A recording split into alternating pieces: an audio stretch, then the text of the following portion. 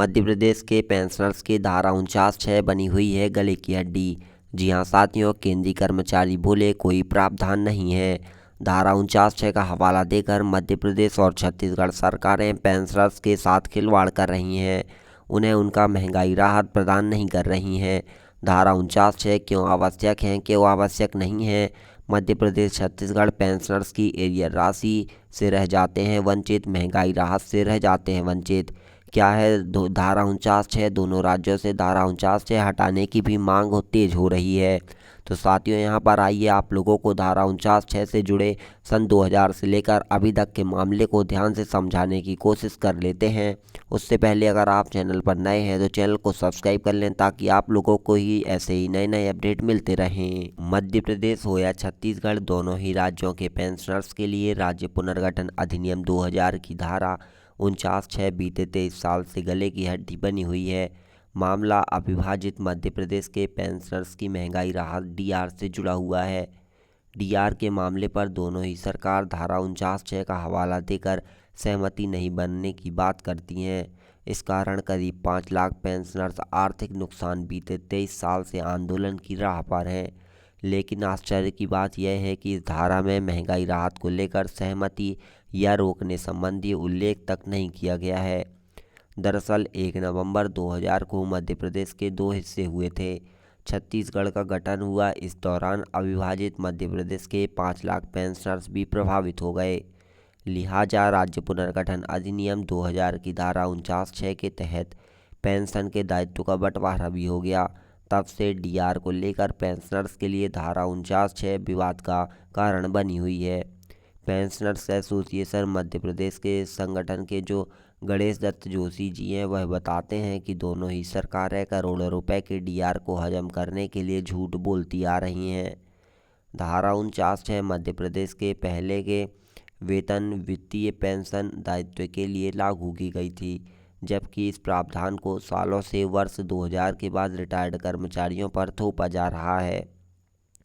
बता दें कि अविभाजन के दौरान पेंशन को लेकर दोनों ही सरकार के बीच यह समझौता हुआ था कि मध्य प्रदेश 76% और छत्तीसगढ़ 24% राशि देगा।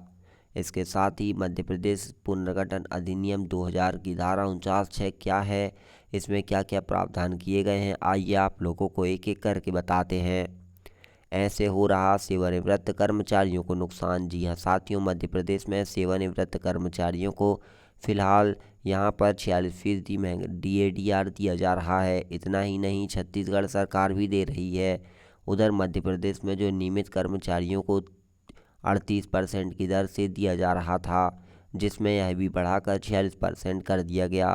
पेंशनर्स को फिलहाल यहाँ पर केंद्र से 7% डीआर कम मिल रहा है।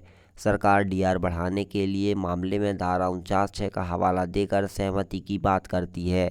बता दें कि एमपी में जो 4,50,000 और छत्तीसगढ़ में 50,000 कम से कम सेवानिवृत्त कर्मचारी पहले रहे होंगे। इसके साथ ही अब इनकी संख्या बढ़कर मध्य प्रदेश में 7.5 लाख कर्मचारी एवं 4.5 लाख पेंशनर्स हो गए हैं। इतने ही लिहाजा छत्तीसगढ़ में कर्मचारियों पेंशनर्स की संख्या है। साल 2008 से सहमति पर विवाद बना हुआ है। जी हाँ साथियों, पेंशनर्स कर्मचारी संगठन के पदाधिकारियों ने बताया कि दोनों ही सरकारें करोड़ों रुपए के डीआर को बचाने के लिए सहमति नहीं देती हैं, जबकि धारा 49(6) में इसका उल्लेख तक नहीं है। विभाजन के बाद वर्ष 2008 तक कांग्रेस और बीजेपी शासनकाल को डीआर को लेकर किसी भी प्रकार का विवाद नहीं बना।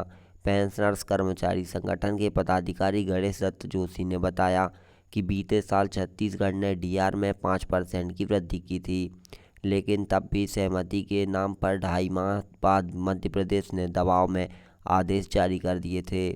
साथियों, इसके साथ ही यहाँ पर जो धारा 49(6) में पेंशन के दायित्व का बंटवारा है, उसको लेकर भी बड़ी खबर है। जी हाँ साथियों, बात 13 नवंबर 2017 की है, जब केंद्र ने किया था हस्तक्षेप। रमन सिंह ने लिखा था पत्र। केंद्र सरकार ने अविभाजित मध्य प्रदेश को लेकर दोनों ही राज्य सरकारों को पत्र लिखा था। विवाद की स्थिति को देखते हुए पेंशन न रोकने और डीआर देने की बात कही गई थी। उधर छत्तीसगढ़ के जो पूर्व मुख्यमंत्री रमन सिंह ने सहमति को लेकर एमपी सरकार को भी पत्र लिखा था। इसके अलावा जो केंद्र सरकार के संयुक्त सचिव ने भी मामले में दोनों ही राज्यों को बुलाया था, लेकिन मध्य प्रदेश और छत्तीसगढ़ सरकार ने रुचि तक नहीं दिखाई। इसके साथ ही देश के अन्य जो अविभाजित हुए राज्यों में सहमति बनी हुई है। जी हाँ साथियों, राज्य के जो विभाजन के बाद डीआर को लेकर देश में सिर्फ मध्य प्रदेश और छत्तीसगढ़ ही ऐसे दो राज्य हैं जिनमें विवाद की स्थिति बनी हुई है। बिहार से झारखंड अलग होने के बाद से सहमति संबंधी किसी भी प्रकार का विवाद सामने नहीं आया। उत्तर प्रदेश और उत्तराखंड में भी डीआर को लेकर सहमति बनी हुई है। तो साथियों, आप लोगों ने देखा अन्य राज्यों में धारा 49 है या फिर ऐसी कोई बात नहीं कही गई, वहाँ पर जो है सहमति आवश्यक रूप से बनी हुई है। लेकिन मध्य प्रदेश और छत्तीसगढ़ सरकारें यहाँ पर धारा 49 का हवाला देकर पेंशनर्स की एरियर्स राशि को, यहाँ पर पेंशनर्स की जो राशि हैं उनको टकाल जाती हैं। साथियों, इसके साथ ही छत्तीसगढ़ से सहमति लेने में प्रावधान तक नहीं है। यहाँ पर हाल ही में केंद्र सरकार के कर्मचारियों ने कहा कि मध्य प्रदेश और छत्तीसगढ़ के कर्मचारियों को यहाँ पर धारा 49 में ऐसा कोई प्रावधान नहीं किया गया है कि उनका जो है महंगाई भत्ता, महंगाई राहत को रोक कर रखा जाए। यहाँ पर जो कर्मचारियों को 1 जनवरी 2024 से महंगाई भत्ता नहीं मिल पाया है, उसका भी यहाँ पर लाभ दिया जाए। और यहाँ पर कर्मचारियों को 1 जुलाई 2023 से 46% महंगाई भत्ता का लाभ दिया गया था, उसके बाद उन्हें यहाँ पर लाभ नहीं दिया गया, जिसके कारण उन्हें 7% से पीछे हो गए हैं और उन्हें बहुत नुकसान हो रहा है।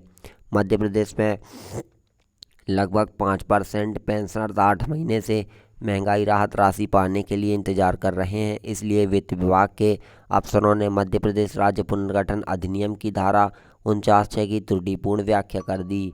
मध्य प्रदेश सरकार ने छत्तीसगढ़ से सहमति का बहाना बना तो लिया है, लेकिन पेंशनर्स को समय पर महंगाई राहत नहीं दी, तो यहाँ पर 8 महीने से राशि काट रहे हैं। साथियों, इस बात को लेकर आपका क्या कहना है? क्या आप लोगों के आदेश कब जारी होना चाहिए?